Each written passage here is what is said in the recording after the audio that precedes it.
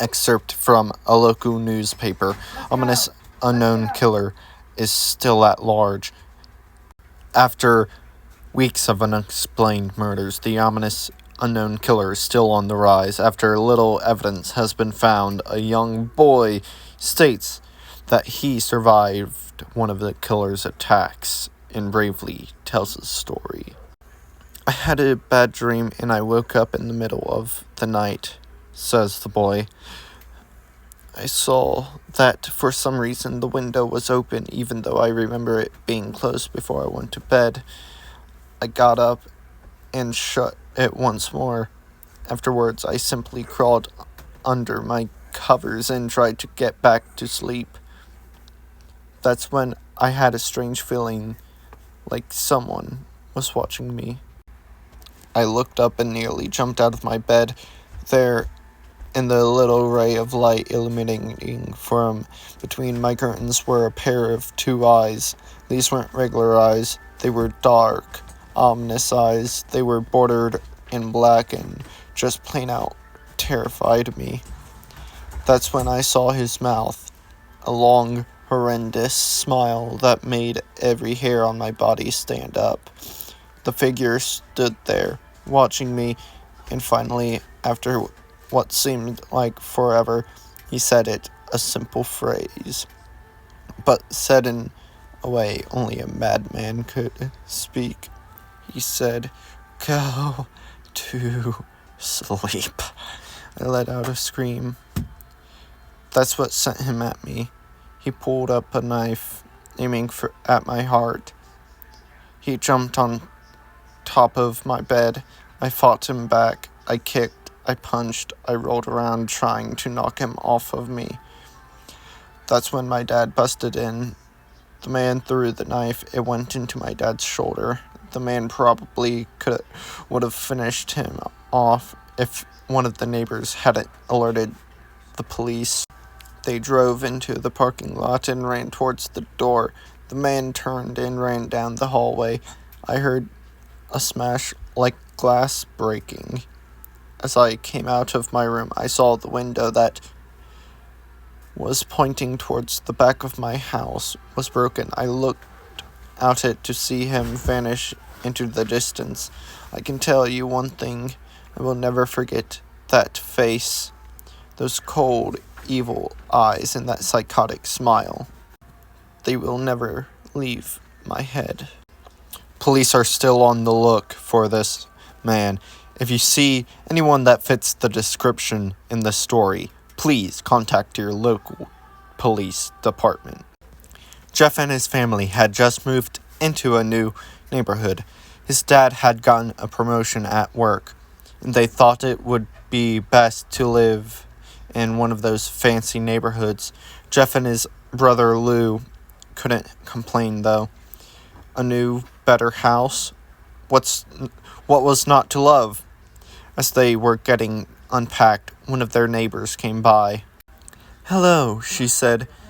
"I'm Barbara. I live across the street from you. Well, I just wanted to introduce myself and to introduce my son." She turns around and calls over her son. "Billy, these are our new neighbors." Billy said hi and ran back to play in his yard. "Well," Jeff's mom said, "I'm Margaret, and this is my husband Peter, and my 2 sons, Jeff and Lou." They each introduced themselves, and then Barbara invited them to her son's birthday party. Jeff and his brother were about to object when their mother said that they would love to. When Jeff and his family were done packing, Jeff went up to his mom. "Mom, why would you invite us to some kid's party? If you haven't noticed, I'm not some dumb kid." "Jeff," said his mother, "we just moved here. We should show that we want to spend time with our neighbors. Now we're going to that party, and that's final." Jeff started to talk, but stopped himself, knowing that he couldn't do anything. Whenever his mother said something, it was final. He walked up to his room and plopped down on his bed. He sat there, looking at his ceilings, when suddenly he got a weird feeling. Not so much pain, but a weird feeling. He dismissed it as just another random feeling. He heard his mother call him down to get his stuff, and he walked down to get it. The next day, Jeff walked downstairs to get breakfast and got ready for school. As he sat there eating his breakfast, he once again got that feeling. This time it was stronger. It gave him a slight tugging pain, but he once again dismissed it. As he and Lou finished breakfast, they walked down to the bus stop. They sat there, waiting for the bus. And then, all of a sudden, some kid on a skateboard jumped over them, only inches above their lap. They both jumped back in surprise. "Hey, what the hell?"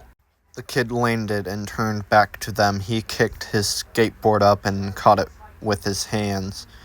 The kid seems to be about 12, 1 year younger than Jeff. He wears an Aeropostale shirt and ripped blue jeans. Well. It looks like we got some new meat. Suddenly, two other kids appeared. One was super skinny and the other was huge. "Well, since you're new here, I'd like to introduce ourselves. Over there is Keith." Jeff and Lou looked over to the skinny kid. He had a dopey face that you would expect a sidekick to have. "And he's Troy." They looked over at the fat kid. Talk about a tub of lard. This kid looked like he hadn't exercised since he was crawling. "And I," said the first kid, "am Randy. Now for all the kids in this neighborhood, there is a small price for a bus fare, if you catch my drift."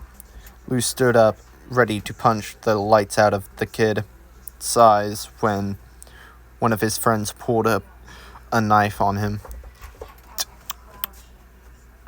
"I hope you would be more cooperative, but it seems we must do this the hard way." The kid walked up to Lou and took his wallet out of his pocket. Jeff got that feeling again. Now it was truly strong, a burning sensation. He stood up, but Lou gestured him to sit down. Jeff ignored him and walked up to the kid. "Listen here, you little punk.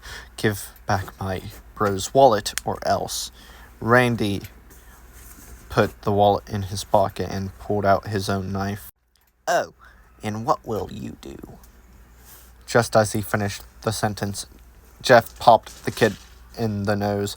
As Randy reached for his face, Jeff grabbed the kid's wrist and broke it.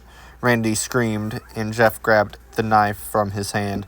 Troy and Keith rushed Jeff, but Jeff was too quick. He threw Randy to the ground. Keith lashed at him, but Jeff ducked and stabbed him in the arm.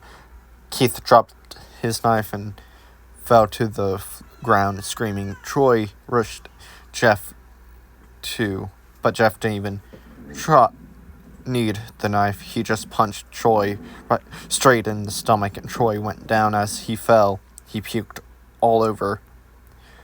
Lou could do nothing but look in his amazement at Jeff.